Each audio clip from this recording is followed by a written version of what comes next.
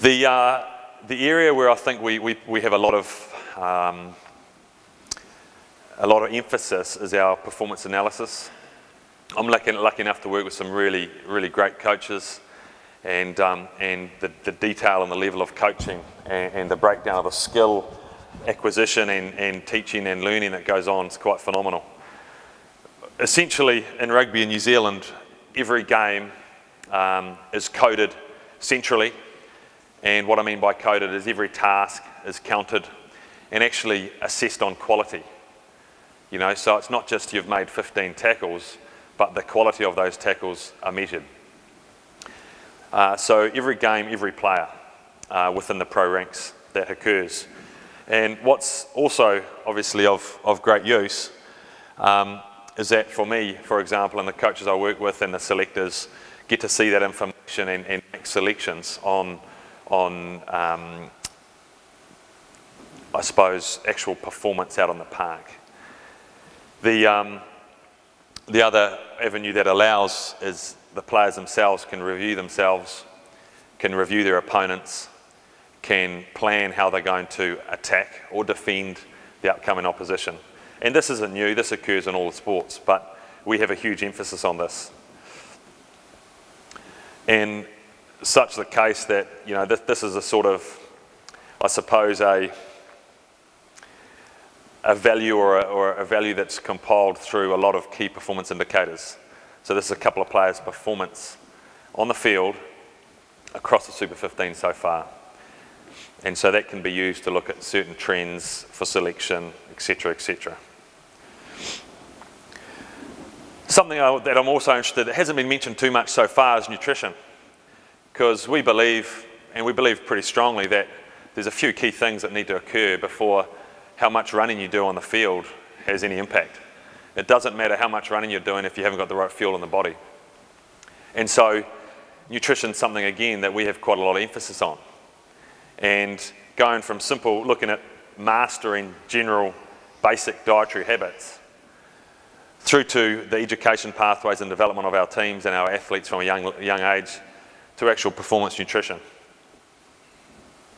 And within that performance nutrition obviously sits supplementation.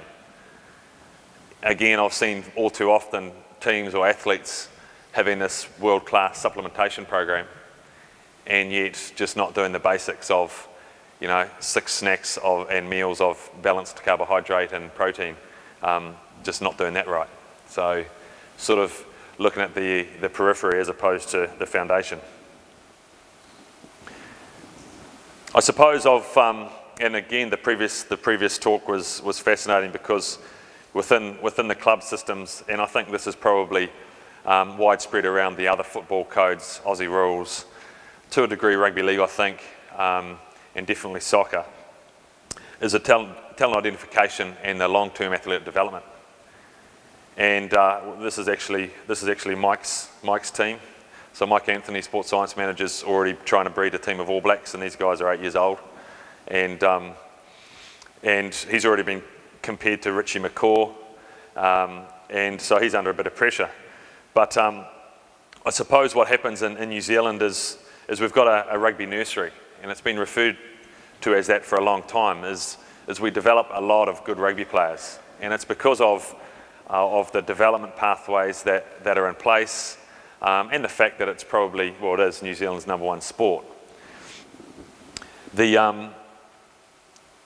You know, we have enlarged squads. We have a lengthened campaign now in our Super Rugby, professional rugby. So, and we've got lots of players leaving each year to go overseas to earn some money. And so the pressure on our development pathway is huge. So we need to make sure that we get that right. And we also don't expose athletes to the professional ranks too early, so that they either can't handle it or they're not quite ready to perform. So in New Zealand, we have some very impressive people in our high performance department who actually will make decisions on athletes' pathways and whether they're ready to play or not. They might be good enough to play in the Super Rugby competition, but physically and mentally and even from a skill acquisition perspective might not be ready, so they just won't be allowed to play and they'll be held back. So we assess that, well, the high performance department assess that on a case-by-case basis. And obviously there's a lot of things that go into that equation.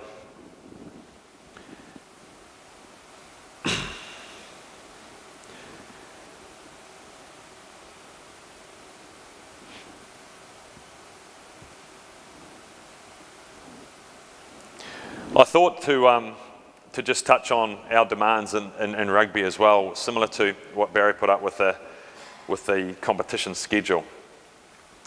This might be a little bit confusing for you, but I suppose that the most important thing to be aware for us this year especially is that there's been huge changes in our Super Rugby competition in World Cup year, which is a bit of a pain in the butt. Essentially we've gone from playing 31 games in 46 weeks. I'm talking about All Black players. 31 games in 46 weeks, which again, for soccer might not be a big deal when you're playing a couple of games in a week on occasions, but essentially because of the contact involved in our games and the damage and the collisions involved, you know, we typically have 5 to 7 days between matches, and you can't really play any sooner than that at this level. So we've gone from 31 games or so in 46 weeks by our All Blacks to this year 31 games in 35 weeks. Okay, so we're playing every single week with 4 single weeks off over 9 or 10 months. So that's quite significant for us, and for us also is the fact that our players are involved in a number of teams here. So the blue,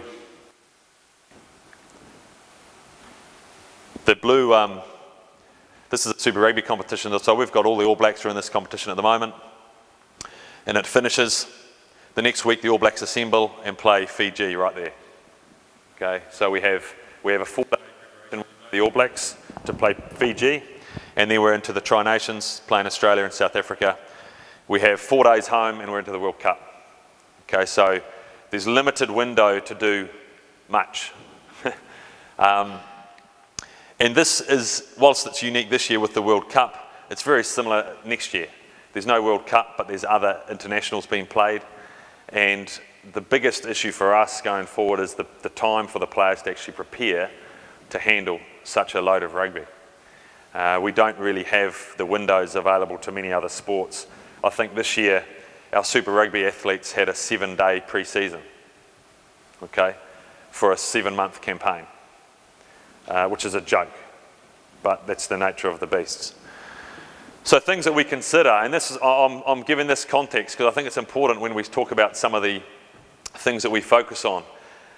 You know, we've got the length of the season or the seasons and the demands associated with those seasons, which are really, really important, because an All Black can have 3 different head coaches, 3 different strength and conditioning coaches, 3 different doctors, 3 different physios within 9 months. Okay, and that can pose a lot of problems. Obviously within those teams and across those coaches, there's different tactics, different game plans, different ways of training, huge differences across campaigns and expectations in those campaigns.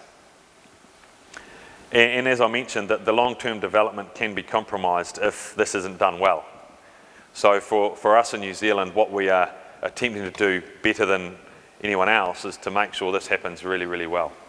The long-term development and the focus on the big rocks. Okay, it's a term that's loosely thrown around all the time. You know, what are you actually going to pour your energy and your resource and your money into? And I think that being a small country and having players across 3 different teams, you know, the geography that we have, it allows us to work together nicely. But that's taken years and years and years for us to build relationships so that we can do that. It's very, very important. And it just brings me to the question of, and I know again, Barry touched on this yesterday, I think Barry talked about 1%ers, and I think that's again, it's loosely thrown around all the time. You know, we can pour a lot of time and energy into the things that are going to make a really, really, really small difference. You know, I'll use speed as an example. If speed is the limiting factor in your performance on the park, then obviously, yes, that's something you'd want to get better at, so long it is the only success factor that you're lacking. because to enhance your speed takes a lot of time and a lot of extra training outside and above what you might normally do. And there's more risk associated with that. So I think what we tend to do back in New Zealand is identify the really important success factors on the field, what's going to help us win the game, and then from that work backwards to what do we need to do physically, what do we need to do around our nutrition, what do we need to do around our biomechanical analysis, what do we need to do about our travel strategies to ensure that those success factors can be expressed by our team. And I think that's where the 1%ers come in. We will look at the 1%ers, we will assess them, and if they're not going to make us win on Saturday, we don't put money, time and resource into it. And that's as simple as it is.